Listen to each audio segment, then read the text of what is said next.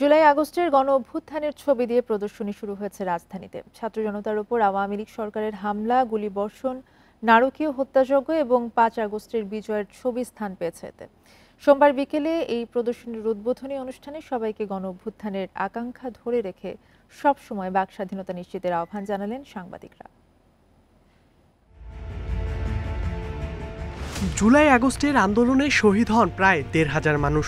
গণ অভ্যুত্থানে সেই সময় কর্তৃত্ববাদী আওয়ামী লীগ সরকারের নানামুখী চাপের মুখে ছিল দেশীয় গণমাধ্যম।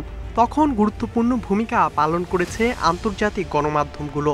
ছাত্র জনতার উপর পৈশাচিক হামলা ও হত্যার চিত্র ছড়িয়ে পড়ে বিশ্বব্যাপী। সে সময়ের আলোড়ন সৃষ্টিকারী বেশ কিছু ছবি প্রদর্শিত হচ্ছে রাজধানীর গুলশানের ইএমকে সেন্টারে। বাংলাদেশ রিবর্ন শিরোনামের এই প্রদর্শনীর আয়োজক দেশে নিয়োজিত আন্তর্জাতিক গণমাধ্যম কর্মীদের সংগঠন বিজিআইএম। উদ্বোধন করেছে নিহত সাংবাদিক দম্পতি সাগর রুনির সন্তান মাহির সরোয়ার মেঘ।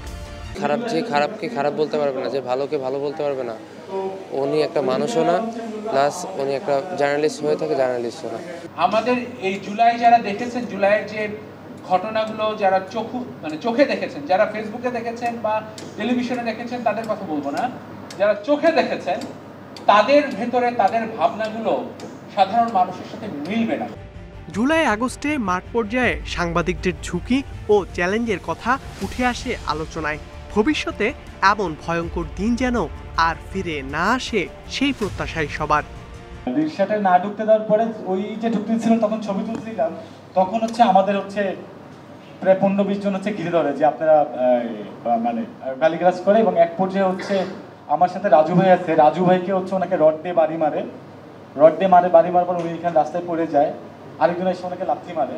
ন্যায়, নীতি এবং সত্য ও সাহসের পথে যতদিন সাংবাদিকতা থাকবে, সাংবাদিকরা যতদিন এর উপরে থাকবেন, ততদিন আর কোনো দৈত্যদানও এই জাতির ঘাড়ে চেপে বসতে পারবে না। ১২ ডিসেম্বর পর্যন্ত চলবে এই প্রদর্শনী। ইকরামুল কবির, ইন্ডিপেন্ডেন্ট নিউজ, ঢাকা।